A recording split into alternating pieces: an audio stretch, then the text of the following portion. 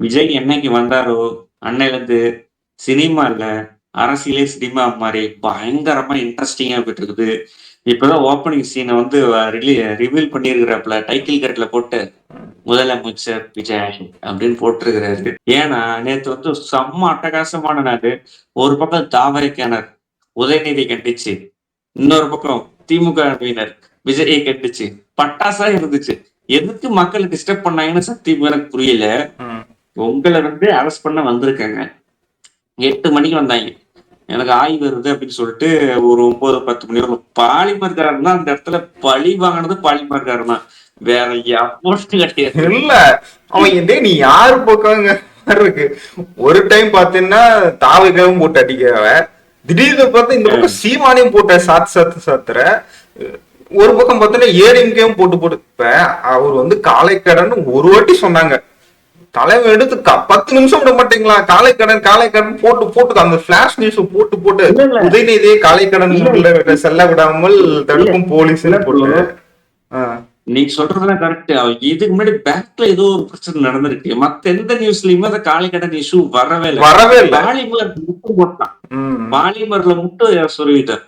ஏன்னா இதுக்கு முன்னாடி டிஎம் கட்சியில இவங்க என்னென்ன பண்ணினானுங்களோ அவங்களுக்கு தெரியும். நம்மள என்னென்ன மிரட்டினானு நியூஸ் போட விடாம என்னென்ன மிரட்டினானு. அப்படிங்கும்போது கரெக்டான சமயம் பார்த்து பலி வாங்கிட்டாங்க. அதான் பிரச்சனை. இல்ல இப்ப அதோட கான்டெஸ்ட் அதோட இன்னொன்னு நீங்க மறந்துட்டீங்க. நீங்க அதான் பெரிய கோடு பக்கத்துல ஒரு சின்ன கோடு போட்டா அந்த சின்ன கோடு தெரியாதுன்னுவாங்களா, அந்த மாதிரி இவ்வளவு பெரிய இஷ்யூல நேத்து ஒண்ணு நடந்திருக்கு. நக்கீரன் கோபால் மேலயும் ஒரு வழக்கு போட்டு விட்டாங்க. அவர் கேட்டா எனக்கு வழக்கு அதெல்லாம் பெருசு இல்லைன்னு பாரு. ஆனா தாவேக்கா வழக்குங்கிறது வேற. மத்த எந்த கட்சி வழக்கு போட்டாலும் வழக்குமே போயிட்டு போயிட்டு வரும். ஆனா தாவேக்கால ஆக்ஷன் நடக்குது. வழக்குன்னு போட்டா அதை அப்டேட் ஆகி என்ன பண்ணுமோ அது போய் அந்த ஒரு முற்றுப்புள்ளியில போயிட்டு தான் வருது. பார்ப்போம் அடுத்து அவருக்கு என்ன. ஏன்னா வார்த்தைக்கு மேடை எடுத்துனா விஜய் அவன் இவன் வாடா போடா அப்படிங்கிறது. பார்ப்போம் அது என்ன. இல்ல எனக்கு சவுண்ட் சங்கர் சொல்ற மாதிரி ஆக்சிடென்டல் ஃபயர் பட்டி மீசையை கருவி விட்டுருந்தாரு ரெட்ட பக்கமும். இல்ல நேற்று ரொம்ப சூடா இருந்துச்சு ப்ரோ. அரசியலே பயங்கரமா இருந்துச்சு. டிஎம்கேவினர் வந்து அவங்க வீட்லயும் பெண்கள் இருப்பாங்க. மனைவி, குழந்தை, அதுக்கப்புறம் அம்மா, தங்கை, பெரியம்மா, சித்தி அப்படின்னு சொல்லிட்டு அக்கா எல்லாமே இருப்பாங்க. உண்மையா ரொம்ப சொல்ல அசிங்கமா பேசினாரு. என்னால கேட்க முடியல. எங்க வீட்டுல கேக்குறாங்க அப்படி என்ன சொல்லிட்டாங்கன்னு. நான் எப்படி சொல்ல முடியாத நானு. இப்ப எங்க வீட்லயே என்ன எதுக்கு அரெஸ்ட் பண்ணாங்க சொல்லுங்கிறாங்க. என்னால சொல்ல முடியல, எனக்கு தெரியலன்ட்டு நான் வரேன். அப்படி சொல்ல முடியாத வார்த்தையை அவர் சொல்லி வச்சிருக்காரு. நான் என்ன போய் சொல்ல முடியும். இல்ல டிஎம்கே காரங்களுக்கு வேற வழி இல்ல. இது வந்து இது பண்ணிதான் ஆகணும். நம்ம வந்து அவங்களையும் குறை சொல்ல முடியாது. அவங்க கட்சி தலைவரை டிஃபெண்ட் பண்ணிதான் ஆகணும். நாங்க மிஸ்ஸாவே பார்த்தவங்க, நாங்க வந்து ஜெயலலிதா அம்மாவே பார்த்தவங்க, நாங்க காங்கிரஸே பார்த்தவங்க, பிஜேபியே பார்த்தவங்கன்னா அப்புறம் கம்முன்னு இருக்கணும். விசாரணை கூப்பிட்டாங்களா, நீட்டா திருச்சிக்கு இந்த தஞ்சாவூருக்கு என்னப்பா சென்னையில இருந்து 4 மணி நேரமா போயிட்டு பாட்டு காஃபி குடிச்சிட்டு இப்ப தெரியாம பேசிட்டேன்பா மன்னிச்சிருங்க அப்படின்னு சொல்லிட்டு வந்துடலாம். அது எப்படி அதை விட்டு அது எப்படி ஊர் ஊரா போராட்டம் பண்ணி இவங்களே போராட்டமும் பண்ணுவாங்களாம். இவங்கனாலே லேட் ஆகுமா, இவங்க கட்சி தலைவர் உதயநிதி அலைகழிக்கிறார்கள் அப்படின்னு சொல்லிட்டு இவங்களே சொல்லுவாங்க. நம்ம என்னங்க லாச்சிக்கு. இல்ல அது மட்டும் இல்லாம நீ போற நேத்து பாத்தீங்கன்னா ஒரு ஹாஸ்பிட்டல் போயிட்டு இருந்த ஒரு புடிச்சு அடிச்சதா இருக்கட்டும். திமுக அதுதான் ஒரு இது கிளப்பணும்னே பாக்குறாங்க. அங்கங்க முன்ன மாதிரி இல்லப்பா. மக்கள்லாம் முன்ன பாத்துட்டுனா ஒரு போராட்டம்னா வச்சுக்கோவே, ஆமா இது தப்பு இருக்கு அப்படின்ட்டு போய் அதுமே கலந்துவேன். இதுல என்ன இருக்கு, இதுல போய் யார் கலந்துக்குவா? நீ உன் தலைவருக்கு நீ மட்டும் தான் போய் நிக்க முடியுமே தவிர இதுல ஒரு பாயிண்ட் இருக்கு. இப்ப விஜய் எதிர்த்து பேசுனதுனால கைது பண்ணியிருந்தாங்கன்னா இது பெரிய பிரச்சனை. எப்படி எதிர்த்து பேசினா நீங்க திட்டீங்க, உன் மேல தப்பு இருக்கு அப்படின்னு சொல்லி. ஆனா அவர் பேசுனதே ரொம்ப அங்க போயிட்டு ரொம்ப கொச்சையான வார்த்தையை பேசிட்டாரு. அதுக்கு யாராலையும் டிஃபெண்ட் பண்ண முடியல. பாத்தீங்கன்னா மகளிர் அங்க எங்க ஒரு போராட்டம் மகளிர் இருந்திருக்கவே முடியாது. என்ன டிஃபெண்ட் பண்ணுவாங்க? நேற்று மேயர் பிரியா வந்தாங்க, கரெக்டா எல்லாம் முடிக்கிறப்ப அப்ப அவர் பேசுனது கரெக்டான மெய்க்க நீட்டு கேட்காம ஓடிட்டாங்க பின்னாடி. இதுதான் பிரச்சனையே. இங்க டிஎம்கேவாலேயே அதை முட்டு கொடுக்க முடியல. என்ன இஷ்யூவா இருந்தாலும் அவங்க ஏதோ ஒன்று பண்ணிடுவாங்க. இந்த இஷ்யூல அவங்களால முட்டு கொடுக்க முடியல. அப்படி பேக்ரவுண்ட்ல நீங்க சட்டசபை இருக்கு, அதனால இவர் கைது பண்ணி உள்ள வச்சு அவர் வரவிடாம. எனக்கு தெரிஞ்சு அவங்க உள்ள வந்தா விஜய்க்கு தான் மைலேஜா இருக்கு. இப்ப சும்மா இல்ல விஜய் அங்க யாரும் இல்லாம சும்மா பேசினா கூட விஜய் என்னப்பா யாரும் இல்லாத இடத்துல பேச, அவங்க இருந்து விஜய் எது பேசினாலும் அது விஜய்க்கு என்ன பேசினாலும் விஜய்க்கு மைலேஜ் ஆகுது அங்க. அப்படிங்கிற பட்சத்துல அந்த ஒரு இதா இருக்குமோன்னு எனக்கும் தோணல. இல்ல நேற்று வந்து எனக்கு தாவேக்கனார் பண்ண வந்து அரசியல் பயங்கரமா பண்ணாங்க. தாவேக்கார் வந்து இதுக்கு முன்னாடி எந்த இடத்துலயுமே போராட்டம் பண்ணல, ஆர்ப்பாட்டம் பண்ணல. நேத்து காலையில 6 மணிக்கே ஆரம்பிச்சுட்டாங்க. ஆஹ் இந்த இஷ்யூ விடக்கூடாது 6 அப்படின்னு மணிக்கு சொல்லிட்டு இல்ல, அதுக்கு பயங்கரமா முன்னாடியே ஆரம்பிச்சிட்டாங்க. நைட்ல இருந்து ஆரம்பிச்சிட்டாங்கப்பா. என்ன இவ்வளவு சூடா இருக்காங்களே அப்படின்ட்டு. ம். நான் சீரியஸா எனக்கு தெரியாது இது விஜய் ஆட்சியில சொல்ல இல்ல போனா. நீங்க உதயநிதி இந்த போராட்டம் இல்லாம கை வச்சிருந்தா பெரிய ஆஹ் இஷ்யூ பெரிய ஆயிருக்காது. விஷயம். போராட்டம் பண்ணி கை வச்சதுனால பொம்பளை கேஸ்ல காசு அரெஸ்ட் பண்ணிட்டாங்களா அப்படின்னு சொல்லிட்டு எல்லாம் வந்து ம் இதுல வந்து டார்கெட் ஆயிட்டாங்க. ம் நீங்க ம் வந்து இப்ப இதுக்கு முன்னாடி ஜெயலலிதா அம்மாவோ இல்ல கலைஞரோ வந்து அரெஸ்ட் ஆயிருக்காங்க. ஊழல் கேஸ், அதாவது நான் கோர்ட்ல நிரூபிச்சுட்டு வரேன், என் மேல தப்பு இல்லை அப்படின்னு ம் சொல்லிட்டு போயிடலாம். அது வந்து பேக் பேர் ஆகாது. உமன் ஹராஸ்மெண்ட் கேஸ் எல்லாம் வந்து போயிட்டோம்னா அதுல செஷனே போட்டிருக்காங்க. ம் பெண்கள் வன்கொடுமை சட்ட வரல போட்டிருக்காங்க. அதுல ம் 2 வருஷம் ஒரு சிறை. உதயநிதி மாதிரி ஒரு ஆள்கள் மேல சிறைப்படுத்த முடியாது. அவரு அவ்வளவு இன்ஃபுளுன்ஷியலான ஆளு. தமிழ்நாட்டை பொறுத்தவரை எதிர்கட்சி தலைவர். இந்தியாவின் மிகப்பெரிய பணக்கார குடும்பத்துல ஒருத்தர் அவர். இல்ல இது என்ன, நினைச்சாவே அவரு இல்ல இது ஸ்டார்டிங் பாயிண்ட், இந்த இஷ்யூவோட ஸ்டார்டிங் பாயிண்ட் எங்க தெரியுமா இருக்கு? நாம இல்ல, இது பார்த்தீங்கன்னா இந்த பிபிசி நியூஸ் இருக்குல்ல, வெளிய நியூஸ் இங்கிலீஷ் நியூஸ் சேனல்ல போட்டு கிளி கிளியும் கிளிக்காரன் அவன் என்ன பான்னு தெரியல. இந்த மாதிரி மேடையில ஒரு பெண்ணை பத்தி இப்படி தப்பா பேசுறாங்க, தமிழ்நாட்டு பாலிடிக்ஸ்ல இது ஒரு நெக்லஜிபிளான அந்த மாதிரி ஒரு ஹார்ஷான வேர்ட்ல யூஸ் பண்ணி இது ஒரு சாதாரண விஷயம் அப்படி அங்கிருந்து ட்ரிகர் ஆன பாயிண்ட் தான் பாக்குறேன். ஓ, இதை வச்சு என்ன பண்ணலாம், அதை வந்து அழகா தாவேக்கா வந்து அரசியல நல்லா கத்துக்கிட்டாங்கன்னு நினைக்கிறேன். அங்கிருந்து அந்த பாயிண்டை எடுத்து வச்சு நைட்ல இருந்து அடிக்க ஆரம்பிச்சாங்க. காலையில வீட்டுக்கு முன்னாடி போலீஸ் வந்து நிக்கிற வரைக்கும் விடல, வந்து அழகா கூட்டு போனாங்க. இதுல எனக்கு ரொம்ப வருத்தமான ஒரு விஷயம் என்னன்னா, அதிமுகவோட இது கண்டனம். என்ன இப்ப என்ன உங்களுக்கு திமுகவோட என்னன்னு நினைச்சுக்கோங்க. இப்ப என்ன உங்களுக்கு பிரச்சனை? எடப்பாடியோ அவரு கேவலம் எவ்வளவு ஓட்டி பேசியிருக்கு, நமக்கே அது காதுக்கும் என்னதான் இருந்தாலும் எடப்பாடி மேல 1000 விமர்சனம் இருந்தாலும் இப்ப அவரை வந்து என்ன பேசினாலும் நமக்கே தெரியும். நல்லா சொல்ல முடியல, அவ்வளவு கேவலமா பேசினாரு. அவருமே வந்துட்டு இது வந்து இப்படி அரெஸ்ட் பண்ணக்கூடாது. சரி, இப்ப இதுக்கு நீங்களே சொல்லுங்க, அவர் அரெஸ்ட் பண்ணல, மேடைக்கு மேடைக்கு இப்படி பேசினா ஓகேவா? இப்ப நம்ம எல்லாருக்கும் கேஸ் போட்டு விட்டுறணும் சொல்றாங்க. அப்புறம் சார் தமிழ்நாடு சிஎம் விஜய்க்கு என்ன பொறுப்புப்பா? அரெஸ்ட் பண்ண மாட்டாரு. அவர் வந்து எதுக்கு சும்மா ரீல்ஸ் போடுறதுக்கு மெட்ரோ ட்ரெயின் மேல ஏறி ஜாலி நின்று கோட் சூட் போட்டுட்டு ஜாலியா மாசம் ரீல்ஸ் எடுத்து போறது மட்டுமா? இதுவுமே தமிழ்நாடு சிஎம் இருக்கிறாரு. இல்ல இதுவுமே பாத்துட்டு நான் எனக்கு இல்ல ஏடிஎம்கேவோட நிலைப்பாடு தான் எனக்கு பிடிக்கல. என்னன்னா உங்களை பத்தி பேசியிருக்காங்க, நீங்க எடுத்தோடனே என்ன சொல்றீங்க, உதயநிதிக்கு நாங்க பல வாட்டியில சொல்லிட்டோம் நான் ஒடுக்கம் வேணும் அரசியல் அப்படின்னு சொல்றீங்க. அடுத்த பாயிண்டே வரீங்க, இது ஒரு வந்துட்டு நீங்க வந்து இப்படி இதுக்கெல்லாம் கைது பண்ணக்கூடாது, கண்டனம் தெரிவிச்சுட்டு. கண்டனம் அப்புறம் எதுக்கு தெரிவிக்கணும்? அது சும்மாவே இருந்துட்டு போயிடலாமே. அது சொன்னா மட்டும் அவங்க கேட்கப்படுறதுல கண்டுக்கிறது இல்லை. இப்போ ஒரு ஸ்ட்ரைட் ஆக்ஷன் நடத்தினா அடுத்ததுல இருந்து இப்படி பேச மாட்டார்ல. இப்ப திரும்பியும் இந்த மாதிரி ஏதாவது வார்த்தை விட்டா நம்மள கை வச்சிருவாங்கப்பா அப்படின்னு அவருக்கு வந்தது ஒரு கான்சியஸ்னஸோட பேசுவார்ல. இப்ப இதுக்கு அண்ணாமலை எல்லாம் அருமையா பேசியிருந்தாரு, ட்வீட் எல்லாம் போட்டிருந்தாரு. நான் நேற்று பாத்தீங்கன்னா வைகை ஆற்றை சுத்தம் பண்ண போயிருந்தேன், மாசா இருந்தது. இதோட மாசம் எங்கேயா பார்க்க முடியுமான்னு நினைச்சிட்டு இருந்தேன். கடைசியா வந்து உதயநிதி ஸ்டாலினோட பேச்ச பார்த்தேன் அப்படின்னு முடிச்சாரு. அதுதான் அழகு. அப்படி அதனாலதான் எனக்கு அண்ணாமலை வந்து பிரமிப்ப. நீங்க செயல்ல திட்டு, இப்ப நீ அங்க காவேரி மேடையில போயிட்டு அந்த தஞ்சை இதுல போராட்டத்துல போய் நீ என்ன விஷயமோ அதை பேசியிருந்தீங்கன்னா இவ்வளவு பெரிய இஷ்யூ ஆயிருக்காது. விஜய் மேல இன்னும் இதா இருந்திருக்கும். இப்ப மொத்த நியூஸும் டைவர்ட் ஆகி உதயநிதி கைதுன்னு போய் அது வந்து உங்களுக்காவது மைலேஜ் ஆகும்னு பார்த்தா அது இன்னும் டிவி கேட்கும். பார்ப்போம், விஜய் வந்தா என்ன வேணா பண்ணுவாருங்கிற ஒரு மைலேஜ் விஜய் தான் திரும்பவும் கொடுத்துருக்குது. இல்ல ப்ரோ, எனக்கு வந்து விஜய் வந்து உதயநிதி அடிச்சது காரணம், தொட்டது காரணம் தான் கட்சிக்குள்ள இருக்கிறவங்கள பயம் காட்டுறதுக்குன்னு நான் நினைக்கிறேன். ஒரு சிலர் அவரை மீறி ஆடிட்டு இருக்கிறாங்க. ஒரு சில அமைச்சர்கள் அதிகாரிகள் இவர் பேச்ச கேட்காம நான் சொல்லிட்டு லஞ்சம் வாங்க கூடாதுன்னு சொல்லிட்டு அதை மீறி ஆட்டுறீங்க.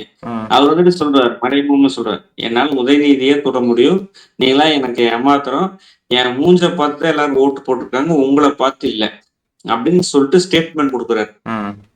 அதுதான் அவர் வந்து லைஃப் டைம் ஸ்டேட்மெண்ட், வேற எதுவுமே கிடையாது. கட்சிக்காரங்களுக்கு தமிழ்நாட்டு மக்களுக்கு நான் தான் சிஎம், இங்க நான் தான் டிசிஷன் மேக்கிங். உதயநிதி அரெஸ்ட் பண்றது வந்து தஞ்சாவூர்ல இருக்கிற போலீஸோ சென்னையில இருக்கிற போலீஸோ டிஎஸ்பியோ வந்து அவங்களாம் யாருமே வந்து ஒண்ணுமே பண்ண முடியாது. உதயநிதி மாதிரி ஹைலி இன்ஃபுளுன்சுவல் ஆளு, இவரை தொட்டா தமிழ்நாட்டுல ஃபுல்லா போராட்டம் வெடிக்கும்னு எல்லாத்துக்குமே தெரியும்.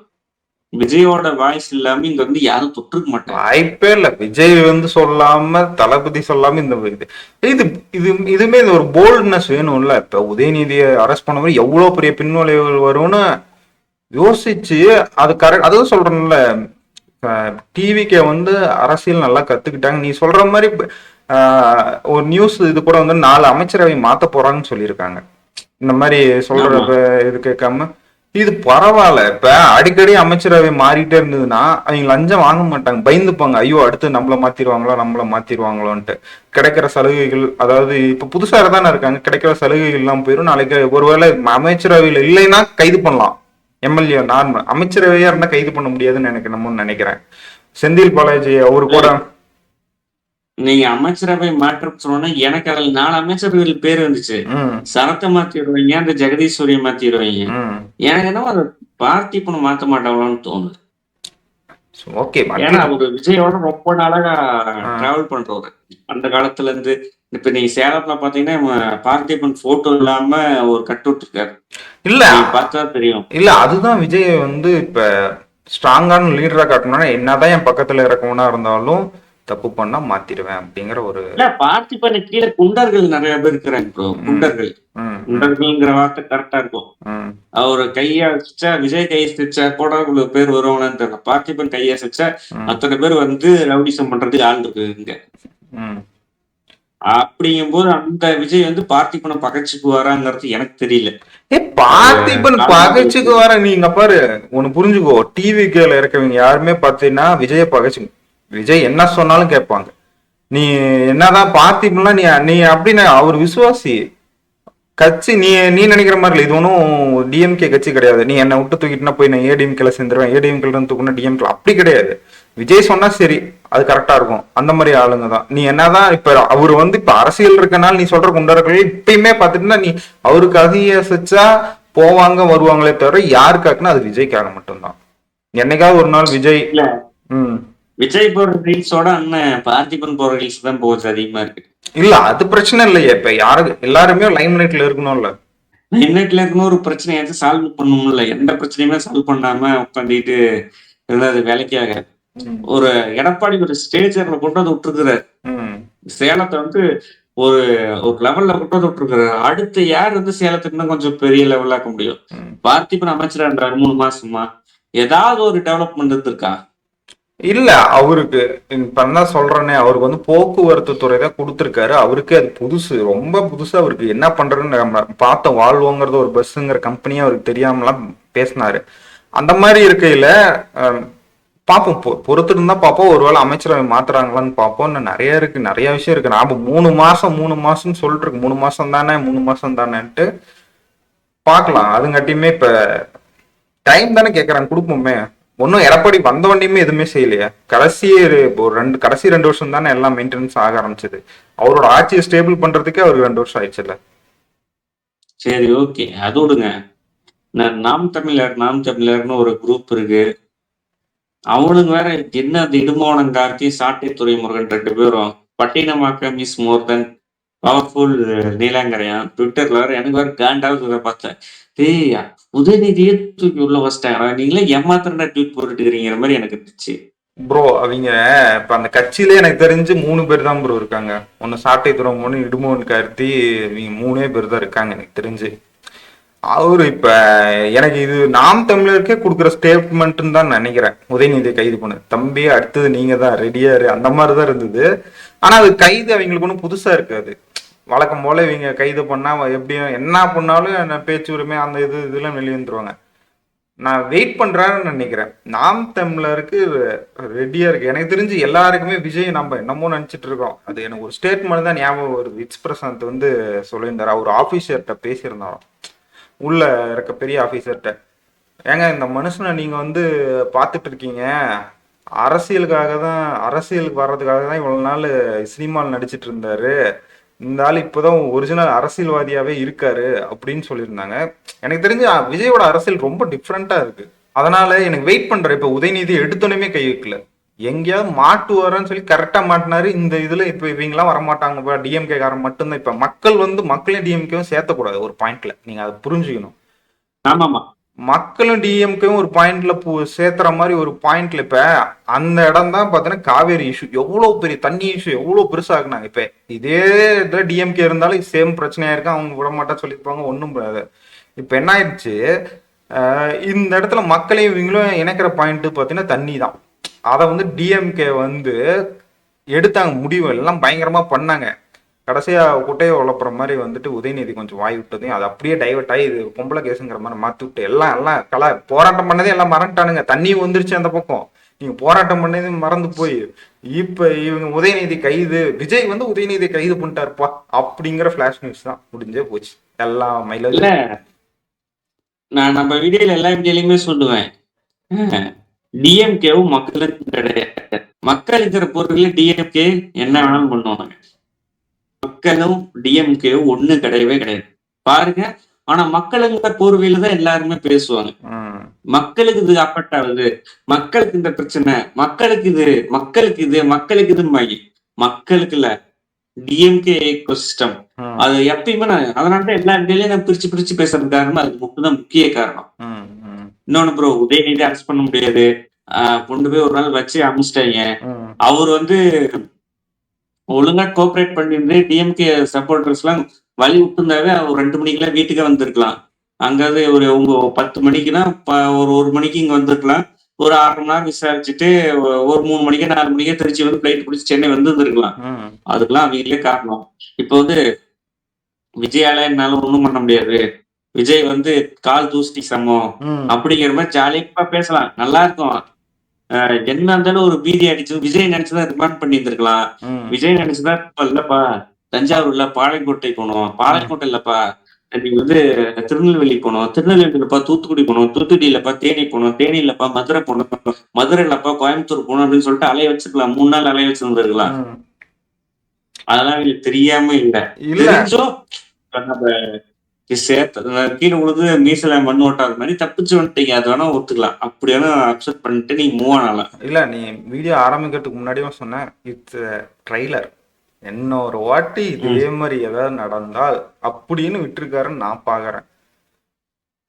அதாவது எந்த ஒரு தலைவரும் 2 வாட்டி கைது பார்த்திருக்கியா? 2 வாட்டி 3 வாட்டி எனக்கு நம்ம இது நடக்கும்னு தோணுது. திரும்ப திரும்ப இது அங்கிருந்த எனக்கு என்னமோ இதுதான் வந்து இப்ப நம்ம என்னென்ன கட்சி எனக்கு இதுதான் வந்து டிஎம்கே வந்து 2.0 மாறப்போகுது. இப்பதான் உதயநிதி ஸ்டாலின் வந்துட்டு இப்ப ஸ்ட்ராங் ஆக போறாரு. எப்படின்னா இவர் ஜெயிலுக்கு அடிக்கடி போறாரு. என்னடா இது இவ்வளவு நாள் கொஞ்சம் விளையாட்டு இன்னுமே பாத்தீங்கன்னா டக்குன்னு பாத்தீங்கன்னா இவ்வளவு பெரிய இது கூட்டம் முடிஞ்சதுமே துபாய் போயிட்டாரு.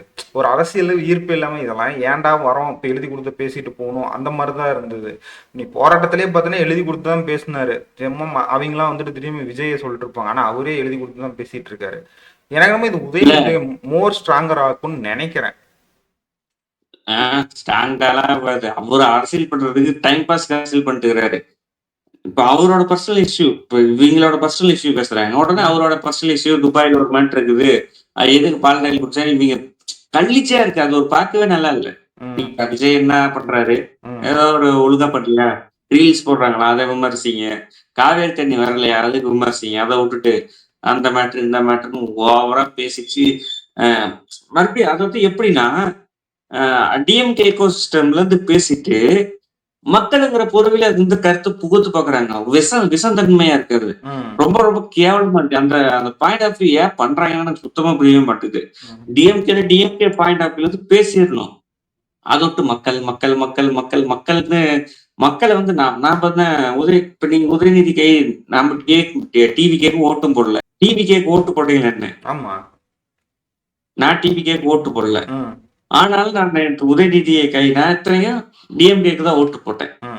நான் வந்து உதயநிதியை கைது பண்ணது வந்து நான் வந்து இந்த பாவம்பா அப்படிலாம் பார்க்கவே இல்லை. பிராங்கா சொல்லணும்னா வாய் கொடுத்த மாட்டிக்கிட்டேன். நீ வந்து நீதான் தப்பா பேசுன, அதுக்கு பேசுற நான் வந்து உனக்கு கொத்தடிமை மாதிரி நான் வந்து ரோட்ல இருந்து உனக்காக உட்காந்துட்டு இருக்க முடியாது. அதுதானே விரும்புறாரு கொத்தடிமை. இப்ப நீங்க சொல்ற பாயிண்ட் ஒண்ணு கரெக்ட். எந்த இடத்துல வந்து அவர் மேல தூக்கும்னா நீங்க சொன்னீங்களே ஒரு பாயிண்ட், அவர் ஸ்ட்ராங் ஆக்கும். டிஎம்கே மக்கள் முன்னாடி அவரு நான் மறுபடியும் பிரிச்சு பேசுறேன். மக்கள் வேற டிஎம்கே வேற. டிஎம்கே முன்னாடி ஓஹோ நம்மள சும்மா இங்க இருந்து சென்னையில இருந்து தஞ்சாவூர் வரலும் பஸ்ல வச்சு கூட்டு போனதுக்கே தமிழ்நாடு சம்பித்து விட்டதா? இப்ப என்ன வேணாலும் பேசலாம். அப்படிங்கிற மாரி ஒரு நிலைமைக்கு போலாம் ம். அவரு. இல்ல நல்லா தெளிந்த அரசியல்வாதியா இருந்தா, இல்ல பாயிண்ட் பாயிண்ட்ட வண்டி பாயிண்ட்டா பேசி இனிமே விஜய முடக்கணும். நம்ம ம். பேர் இப்ப எத்தன டீம்க்கு தொடர்கள் அவன் இல்ல. நேத்து பார்த்த ஒருத்தர் பெட்ரோல் எடுத்துட்டு மேல ஊத்தி பத்திக்கிறதுக்கு வரான். நேத்து அடி வாங்கிட்டு இருக்கிறாரு. இல்ல இப்ப எனக்கு அப்படி இல்ல நீ சொன்னோனே ஒரு பாயிண்ட் ஞாபகம் வந்துச்சு. அவரு தெளிஞ்சு அந்த மாதிரி நீ சொன்னோன்னையுமே பாயிண்ட்டை பிடிச்சி இனிமேட்டு ஓகே பாயிண்டா தான் பேசணும்னு நேற்று திருச்சியில ஃப்ளைட் விட்டு இறங்குனதுமே அது ஏறும் போதோ இறங்கும் போதோ சரியா ஞாபகம் இல்லை. என்ன சொன்னாருன்னா, நான் ஒன்றும் ஓடுகாலி விஜய் மாதிரி இல்லை. இறங்கனே ஸ்டேட்மெண்ட் தர்றாரு. 30 பேர்த்த நீங்களும் அதுதான் அது வந்து வக்கரம். ம், அத எப்படின்னா வச்சுங்களேன், என்ன ஒரு நாள் ஃபுல்லா ம், இதுதான் நான் வந்து சொன்னேன்ல ஒழுங்கா வேலை செய்ய மாட்டாருன்னு. ம். இதுதான். இப்ப அந்த இடத்துல வந்து நான் இதுக்கெல்லாம் பயப்படுற ஆள் ஆ, கிடையாது. ஆ, நான் வந்து யார் நினைக்கிறீங்க? ஆ, இந்த இஷ்யூ போட்டு என்ன இப்படி பண்ணிட்டீங்கன்னு நாளைக்கு சட்டமன்றம் இருக்குது. ஆ, சட்டமன்றத்துல வந்து நான் ஃபயர் விட போறேன் பாருங்க. அப்ப தெரியும் நான் இந்த உதயநிதி ம், யாருன்னு. ம், ம், அந்த இடத்துல யார் பிரச்சனை? ஃப்ரஸ்ட்ரேஷன். ஆ. என்ன நீ ஒரு நேரம் ஃபுல்லா ஒரு ரெஸ்ட் ரூம் கூட அவரு போக விடாம வச்சு என்ன பத்தி செஞ்சு இல்ல. அந்த ஃப்ரஸ்ட்ரேஷன் இல்ல ஃப்ரஸ்ட்ரேஷன் அரசியல் எப்பயுமே கெடுதல். உதயநிதி என்னைகள் தெரிஞ்சுக்கிறாருன்னு எனக்கு தெரியல. இல்ல இப்ப நீ சொன்ன பாயிண்ட் தான். அவர் வந்து நீ சொன்ன மாதிரி அழகா அப்படி பேசி இருந்தாருன்னா இது மைலேஜ் தரும். இப்ப இவர் ம். வந்து இப்படி உங்களை பார்த்துட்டு ஓடுகாலி மாதிரி ஓடுனர்ல விஜய் அப்படின்னு சொன்னதுக்கு உங்க பத்திரிகையில நீங்களா கூப்பிட்டீங்கல்ல, சார் சார் 30 பேர் செத்துட்டாங்கன்னு இன்னும் பதில் சொல்லுங்க சார்னு கூப்பிட்டீங்கல்ல, ஓடினார்ல, நான் என்ன அப்படி ஓடுறேன்னா பாரு நான் நின்று பதில் பேசுறேன் அப்படி. இது ஆல்ரெடி பாத்தீங்கன்னா விஜய் பக்கம் மக்கள் இருக்காங்க. நீங்க பேசுறதெல்லாம் விஜய் பேசுறது இல்ல, மக்களை பேசுற மாதிரி. இப்ப என்னன்னா விஜய் வந்து ஏன் ஒரு முதலமைச்சர் இருக்காருன்னா விஜய் வந்து மக்களா நினைக்கிறாங்க. மக்கள் சப்போர்ட் யாருக்கு அதிகமா இருக்கணும், ஒரு மெஜாரிட்டியான மக்களா பாக்குறாங்க. ஆமா இது இப்ப என்ன ஆப்போசிஷன் வந்து டிஎம்கே விசஸ் மக்களா மாறிடுச்சு. அதான் பிரச்சனையே இங்க. நீங்க எந்த வார்த்தை சொன்னாலும் அது மக்களை சொல்ற மாதிரி தான். உங்களுக்கு அதுதான் நேற்று ஃபுல் சப்போர்ட் இல்ல. அந்த ஒரு இல்ல இல்ல நீங்க சொல்றது எல்லாமே கரெக்ட். உதயநிதி என்ன நினைக்கிறாருன்னா, ம், அவர் பிரஸ் மீட் எடுத்து கொடுத்தாரு. கேள்வி எப்படி கேட்கணும்னா, சவுக்கு மீடியா போகணும், ஜெர்னலிஸ்ட் மணி போகணும், இட்னிஸ் பிரசாந்த் போகணும். நான் அவ்வளவுதான் ப்ரோ. சொல்றது கேளுங்க. ரங்கராஜ் பாண்டே கேகே மீடியா போகணும், நியூஸ் 24/7 போகணும், பாலிமர் போகணும், இவங்கெல்லாம் போகணும். அங்க நியூஸ்ல நின்றுக்கிறீங்களா யார் தெரியுமா ரிப்போர்ட்டர்ல? சன் நியூஸ், கலைஞர் செய்திகள், முரசொலி, அதுக்கப்புறமேட்டுக்கு இவங்களோட புதிய தலைமுறை. இவங்க தானே அந்த பிரியன் தானே வந்து இந்த அந்த எம்எல்ஏ அக்ரிமெண்ட்ல பேர்ல அடிபட்டு ம், கஸ்டடி எல்லாம் போயிட்டு வந்தாரு அவரு. அதுக்கப்புறம் சத்யம் நியூஸ் இவங்க எல்லாம் போவாங்க. இப்ப கூட கொஞ்சம் இருக்கிற ஜெயா நியூஸ், ம், ஜே நியூஸ் இதெல்லாம் போகும். ம், நீங்க இதுல கலைஞர் செய்திகள் இதுல வேற அவங்களே ஒரு ஒரு 6-7 சேனல் வச்சிருக்காங்க. ம், அவங்க ஃபேவரட்டான யூடியூப் சேனல் இருக்குமா, ஒரு யூடியூப் ரோட்டர்ஸ், ம், தமிழ் கேள்வி, அது மாதிரி அவங்க எல்லாம் போய் அப்பதான் நேத்து கேட்கறது கேள்வி இருக்காது ஒரு கேள்வி கூட ம், சொல்லிட்டு நீங்க அவங்களுக்கு என்ன கேள்வின்னு தெரியும். நீ அதுக்கு முன்னாடியே பஸ்லயே நம்ம அமைச்சர்கள் எல்லாம் 2-3 பேர் வந்தாங்க. ம்.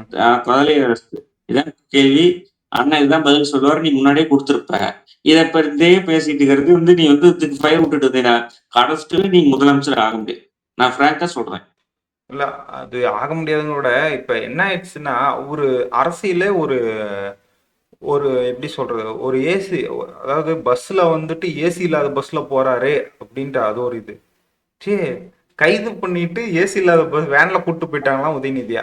அதாவது உதயநிதி என்ன நினைச்சிட்டு இருக்காரு, இது ஒரு வந்து ப்ரீவில்லேஜ்னு நினைச்சிட்டு இருக்காரு. நாம வேணா எங்க போனாலும் நம்மள வந்து ஒரு பெரிய ஒரு தனி இது மாதிரி நடத்துவாங்க. ஆட்சி மாறிடுச்சு, எல்லாம் மாறிடுச்சு. இப்ப நீங்க எங்க போனாலும் ஒரு ப்ரிவிலேஜ் எதிர்பார்க்கிறாரு. நம்ம வந்து பெரிய இடம், அதனால நமக்கு பாத்தீங்கன்னா ஒரு தகுந்த மரியாதையோட தான் நடத்துவாங்க அப்படின்னு நினைச்சுங்க. நான் சொல்றேன் இந்த 5 வருஷம் தாண்டிட்டு அடுத்த வருஷமும் டிஎம்கே ஆட்சியில் வரலன்னா டிஎம்கே கட்சியை மறந்துடுவான், உதயநிதியை மறந்துடுவான். உண்மை அதுதான். டிஎம்கே இங்க பாருங்க, டிஎம்கேவை என்னைக்குமே மக்கள் 10 வருஷத்துக்கு ஒரு டைம் தான் சப்போர்ட் பண்ணாங்க. ம், ஏடிஎம்கே வந்து போர் அடிச்சு போய் தான் டிஎம்கே வரும் பாருங்க. எம்ஜிஆர் 10 வருஷம், ம், அதுக்கப்புறம் 5 வருஷமா மாறினுச்சு. ம், மறுபடியும் 21ல இருந்து 11ல இருந்து 21 ஏடிஎம்கே. அதுக்கப்புறம் தான் என்னைக்காவது ஒரு டிஎம்கே 5 வருஷம் தொடர்ந்து 10 வருஷம் ஆட்சி பண்ணியிருக்கா? வாய்ப்பு. பண்ணவே பண்ணாது. மக்கள் மேல மக்களுக்கு வந்து டிஎம்கே மேல என்னைக்குமே நம்பிக்கை கிடையவே கிடையாது. ம், ம், ஏன்னா 5 வருஷம் ஆட்சியில இருந்தா போது பாதி தமிழ்நாட்டை சுரண்டிட்டு போயிடுவாங்க. ம், பாருங்க, நீங்க நாமக்கல் போகும்போது பாருங்க, ஒரு மலை பாதி மலை இருக்காது. ஆமா, அப்படியே நிக்கும். அப்படியே நிக்கும். ம். இதெல்லாம் டிஎம்கே அந்த கலெக்டர் அம்மா போய் மிரட்டி, அதுக்கப்புறமும் பாதி இது பண்ணாங்க. இப்ப ஆட்சி மாறினதுக்கு அப்புறம் தான் அந்த மலையை பாதி உடையறது கிடையாது. ம். பார்ப்போம். அப்புறம் உங்ககிட்ட முக்கியமான இன்னொரு விஷயம், ஏன்? இல்ல நம்ம அவுட் ஆஃப் த கண்டக்ட் தான்.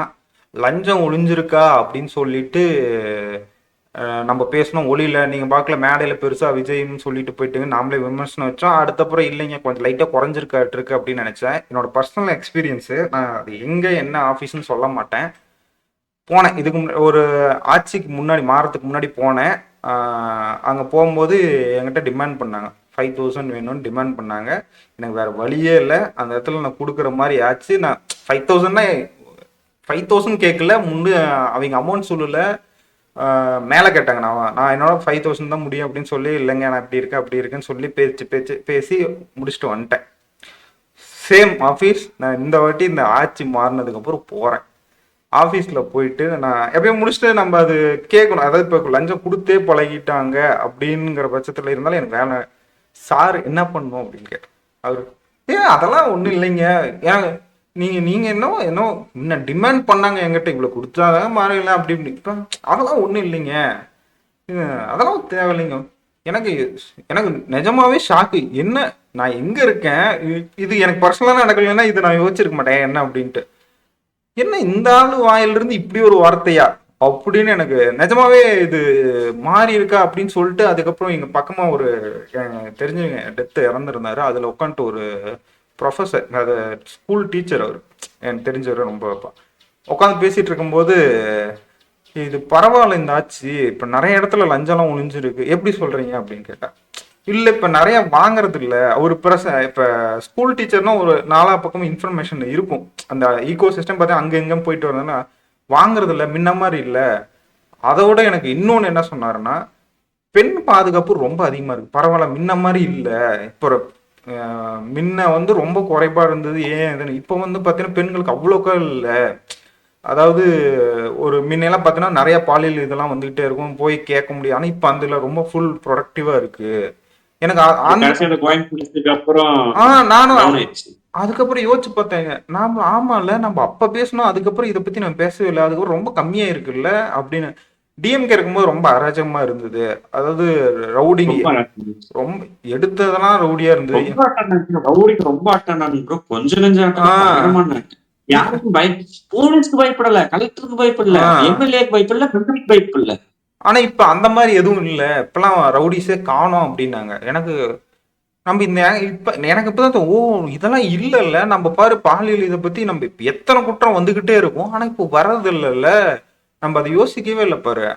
குறைஞ்சிருக்கு டிஎம்கே இதுல இருந்து இப்ப ரவுடிசம் அதெல்லாம் பாதியே குறைஞ்சிருக்கு. நம்ம குற்றம் சொல்லும் போது எல்லாம் சொன்னப்ப இப்ப நம்ம அதை மறந்துட்டோம். பார்க்க நல்லா இருக்கு, பார்க்கலாம், இது கன்டினியூ பண்ணணும். இல்லை எனக்கே இந்த லஞ்சம் இது வந்து நான் ஒத்துருக்கவே மாட்டேன், எனக்கே நடந்த வாட்டி எனக்கு பயங்கர அதிர்ச்சி இருக்கு, ஆச்சரியமா இருக்கு. அமௌண்ட் கொடுக்கறது வேண்டாம்னு சொல்ற அளவு மாறி இருக்குன்னா நீங்க கொஞ்சம் புரிஞ்சுக்கணும், ஆட்சியில நிறைய மாற்றம் இருக்கு. இன்னொன்னு இவங்க பத்திரிகை சுதந்திரம் பறிக்கப்பட்டது, நக்கீரன் கோப்பெல்லாம் ஒரு ஆடு மாரி அவரு பேசுறதெல்லாம் அப்படியே இருந்தது ப்ரோ. நான் எந்த மறக்க மாட்டேன் ப்ரோ. ஆனா 41 பேர் இறந்த துயரத்தில் இருக்கிறாங்க, திருஷா வச்சு ஷூட்டிங் மட்டும்தாங்க அப்படின்னு சொல்லிட்டு அந்த நக்கீரன் வீடியோல பேசினான் பாத்தீங்களா, அன்னைக்கே அவனோட மரியாதை போயிடுச்சு ப்ரோ. எனக்கு அந்த மாதிரி இக்கோசிஸ்டம் அப்படி பேசுறவங்களை மட்டும்தான் டிஎம்கே ஆதரிச்சிருக்கு. அன்னைக்கு அது இல்லப்பா அப்படி இல்லப்பா அப்படின்னு சொல்லி பேசின நெட்ஃபிளிக்ஸ், தவுக்கு, நீ எல்லாத்தையும் அரெஸ்ட், நீ அரெஸ்ட் பண்ணு, அரெஸ்ட் பண்ணிட்டு இவங்க என்ன பத்திரிகை சுதந்திரம் யாரு கொடுத்தாங்க? கருத்து சுதந்திரம். ஒரு இது ஒரு பார்த்து ஒருத்தர் சொன்னாரு, நான் வந்து நைட்டு நிம்மதியா தூங்கிட்டுனா போதும், காவல் அதிகாரி, நம்ம வந்து டிஎம்கே எக்கோசிஸ்டத்தை எடுத்து பேசிட்டோம், நைட்டு நிம்மதியா தூங்கிட்டுனா போதுப்பா, எங்க அம்மா அப்பாவுக்கு ஏதோ டிஸ்டர்ப் இல்லாம தூங்கிட்டுனா போதும் அப்படின்னு சொன்னார். இந்த இப்ப அத்தனை பேரு சாட்டை துறமன் பேசுறாப்புல, இதுமாவன் கார்த்தி பேசுறாப்புல, யாரோ ஒருத்தர் அரெஸ்ட் போய் யாரும் வீட்டுல உட்காந்துக்கிறாங்களா? யாரையுமே தூக்குறது கிடையாது. இல்ல நாம் தமிழருக்கு சொரணையும் இல்ல, அது அவங்க விட்டுரு, வேற ஏதாவது பேசலாம். இல்ல ப்ரோ, யாரையுமே நீங்க யாரையுமே அரெஸ்ட் பண்றது இல்ல. அரெஸ்ட் அட்டாக் பண்ணா மட்டும்தான் கைது பண்றாங்க. நீங்க ஆட்சி எப்படி விமர்சனம் பண்ணாலும் எதுவும் கண்டுக்கிறதே கிடையாது. விஜய் தெளிவா சொல்லிட்டாராம்மா. ம், என்ன பண்ணாலும், எது பண்ணாலும் கை வைக்காதீங்க. ம், பர்சனலா அட்டாக் பண்றாங்களா? கைய உடைப்பேன் மார்க்கண்டேயன் சொன்னார். ம், நீ சட்டமன்றத்துக்கு வா நான் எலும்பு உடைக்கிறேன் ம், அப்படின்னு சொன்னார் பாருங்க. அது மாதிரி சொன்னா மட்டும்தான் கை வைங்க. வேற ம், எதுவுமே கை வைக்காதுன்னு சொல்லியிருக்கிறாராம். ம், இப்படி இருக்கும்போது என்ன ஜனநாயகம் பறிக்கப்படுகிறது, ம். பேச்சுரிமை கிடையாதா, வாழ்வுரிமை கிடையாதா, என்னென்னமோ உருட்டுறீங்கப்பா உங்கப்பா. இந்த ஈகோ சிஸ்டத்தை கொண்டு வந்ததே டிஎம்கே தான். ம். போன ஆட்சியில சவுத் செங்கர் நடந்ததெல்லாம் வாழ்க்கையில வாழ்க்கை யாருக்கு நினைச்சு பயம் இல்ல. இப்ப நாம இன்னைக்கு ஒரு சேனல் ஆரம்பிச்சிருக்கோன்னாவே அந்த கொடுத்த தைரியம் தானே. இந்த ஆட்சி மாற்றம் நடந்த ஒரு தைரியம் தான். சவுக்கு சங்கர் போவா நினைச்சு பாரு, கைதாகி ரிலீஸ் ஆகுறதே பெரிய விஷயம். 100 நாள் என்னமோ இருந்துட்டு ரிலீஸ் ஆகும்போது கைது பண்ணி திரும்பி உள்ள உட்கார வைக்கிறாங்க. ஒரு மனுஷன் மீம் தப்பிட்டு இருக்குங்க. ம், சவுக்கு சங்கர் விடுதலை ஆனால் மீண்டும் கைது. அதே மாதிரிதான். அந்த மாதிரி இருந்த ஒரு மனுஷன், எனக்கு தெரிஞ்சு இந்த ஆட்சி மாற்றத்துக்கு சவுக்கு சங்கர் ஒரு பெரிய காரணம். சவுக்கு சங்கர் பெரிய ரோல். பெரிய ரோல். இப்ப என்னன்னா அவரு வந்து சப்போர்ட் பண்ணது ஆனா ஏடிஎம்கே வரணும் தான் பயங்கர சப்போர்ட் பண்ணாரு. ஆனா இவர் சவுக்கு சங்கர் கொடுக்குற புல் ஆஃப்க்கு ஏடிஎம்கே ஈடு கொடுக்கல. இவங்க என்ன நினைச்சாங்க, இதை தடுக்க டிஎம்கே தடுக்க ஏடிஎம்கேல மட்டும் முடியுங்கிற மாதிரி ஒரு புல் ஆஃப் கொடுத்துருந்தா பரவாயில்ல. ஆனா அந்த சைடு வந்துட்டு அவ்வளோக்கா பண்ணல. அது அழகா வந்து விஜய் வந்து எடுத்துட்டு போயிட்டாரு. இன்னைக்கு பரவாயில்ல. இப்ப சவுக்கு சங்கர் இப்ப இத்தனை இது விஜய் டிவிக்கே பத்தி குறை சொல்றாரு, குறை சொல்றாரு, அத்தனை குறை சொல்றாரு, அது இதுன்னு சொல்றாரு. அதுக்கெல்லாம் கைது இல்ல. எனக்கு தெரிஞ்சு இது வரைக்கும் ஒரு கேஸ் இது பண்ணுறது கிடையாது. ஆனா அவங்க பேசினா கைது, இதை பத்தி என் பேர் சொன்னா கைது, அதெல்லாம் ரொம்ப. ஆனா அவரு இப்ப கோரிக்கை வைக்கிற பேசுறேன்னா நீங்க அந்த ஜனநாயகம் காக்கப்படல, வெட்டப்படுது அப்படிங்கிறீங்க பாத்தீங்களா?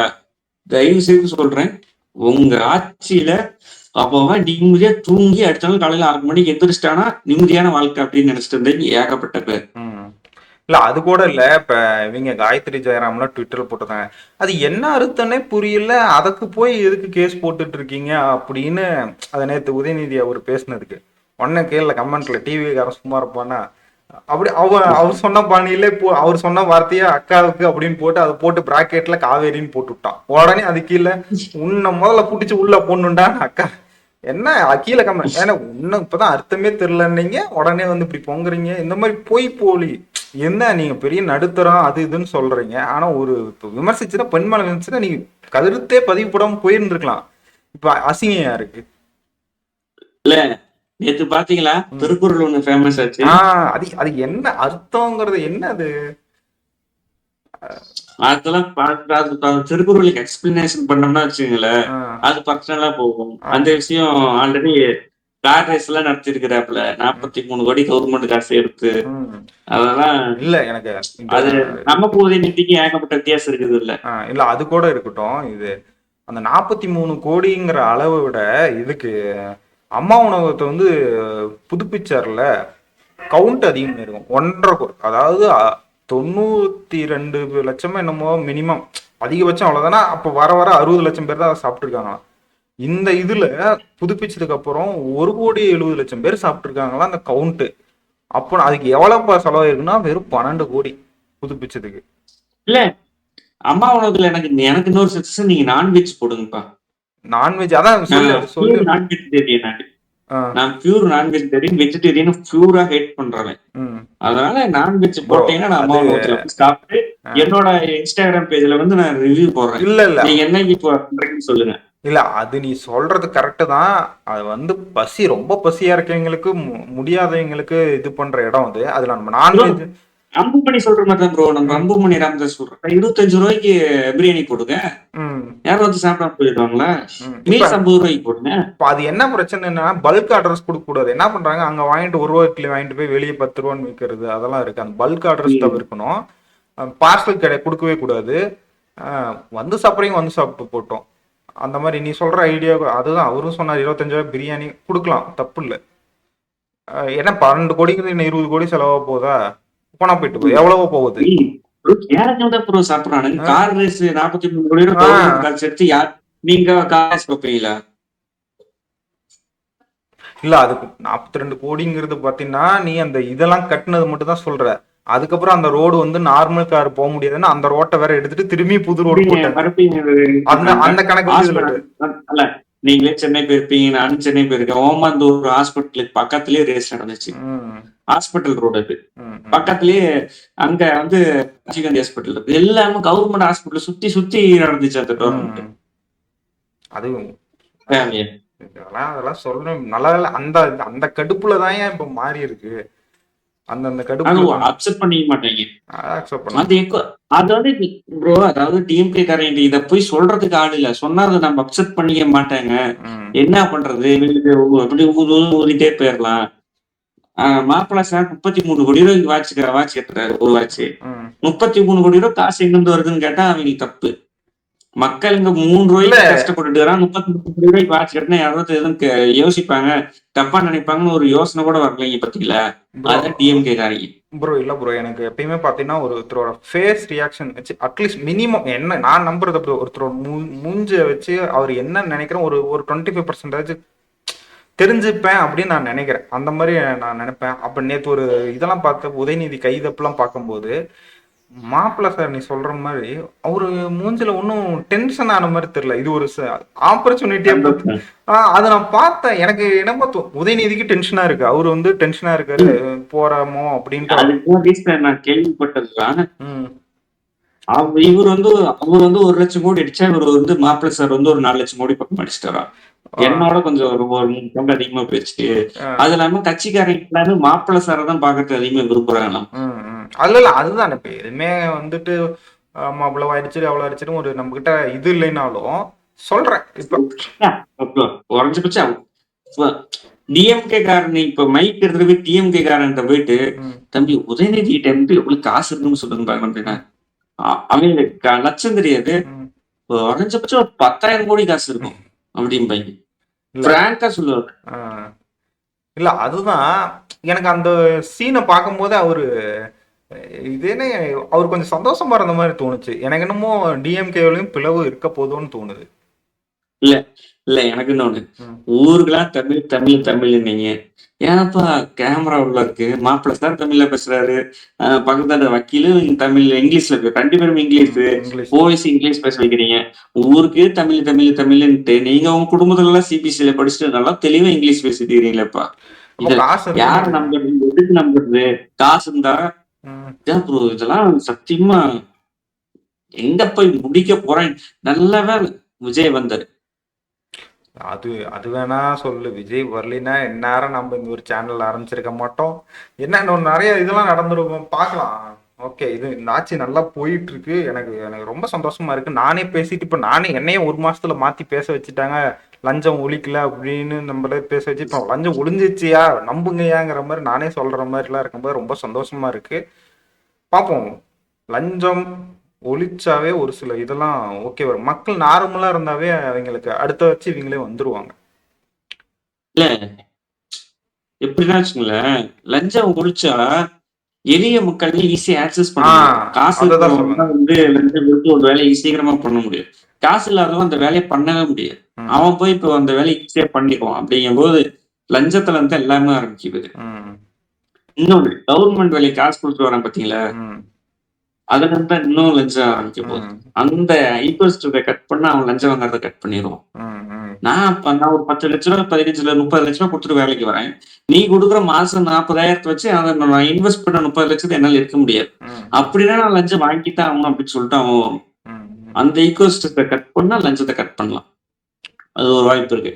எல்லாமே நடக்கும், பொறுத்து இருந்து பார்ப்போம். எல்லாம் பேசிட்டோம். இன்னைக்கு வந்து பட்ஜெட் தாக்கல் பண்றாங்க, சட்டம் பண்றோம், செம்மையா இருக்கும். மறக்காம அதாவது விஜய் வந்து தந்தி டிவி ஒரு எடிட்டிங் ஏஎல் வீடியோல போட்டுதான் பாருங்க, விஜய் இப்படின்னு கோட் ஷர்ட் போட்டு நிக்கிற மாதிரி நிறைய வெளிச்சம் வந்து அப்படியே லேப்டாப் வச்சு நோண்டுற மாதிரி, தமிழ்நாடே அப்படி இப்படின்னு அப்படியே மூவ் ஆகிற மாதிரி, தமிழ்நாட்டுக்குள்ள ஒவ்வொரு ஊருக்குள்ள போற மாதிரி சும்மா எடிட்டு. எதுக்கு பண்ண கீழே போய் பாக்குறேன், டிஎம்கே காரன் ஒருத்த போட்டுருக்கேன் ஐடிவில இருந்து, என்ன இப்பெல்லாம் போட்டாதான் உங்களுக்கு வந்து யாரு கொடுப்பாங்கிறது அவசரம் போடுறீங்கல்ல, அதுலயும் போய் வன்மத்தை கட்டிக்கிறான். பட்ஜெட் தாக்கல் வருது நாளைக்கு டிவில 8 மணிக்கு லைவ், அதுக்கு பார்க்க போகுது. நியூஸ் சேனல்லாம் ஒரு இடத்துல காஞ்சு போய் கிடந்தானுங்க, டிவியே அவனும் பார்க்காம தானுங்க. ஐயோ, யூடியூப்ல டிஎன்பி வந்து 8,000 பேர் பாக்குறான். பாலிமர் நியூஸ் நேற்று மதியம் பாக்குற ஒரு 80,000 பேர் 70,000 பேர் லைவ் பார்த்துட்டு இருக்கான். இல்ல அதுதான் டிவி நியூஸ் சேனல்ஸ்லாம் பார்த்தீங்கன்னா கட்டு போட்டு கிடந்தது. கண்டென்ட்டு அரசியல் கண்டென்ட் பண்ணா பிடிச்சி உள்ள வச்சிருவாங்க. அது சேனலுக்கு ஆட் வராது, ஆஃப்லாம் பண்ணி விட்டாங்க. இப்ப அந்த சுதந்திரம் கிடைச்சிருச்சா, போடு எவனை வேணா அடிக்கலாம், போடு இது தப்பு அது தப்பு எடுத்து போட்டு தாவிக்கவே தப்பு. அதுல இன்னொன்னு கேக்குறேன் ப்ரோ.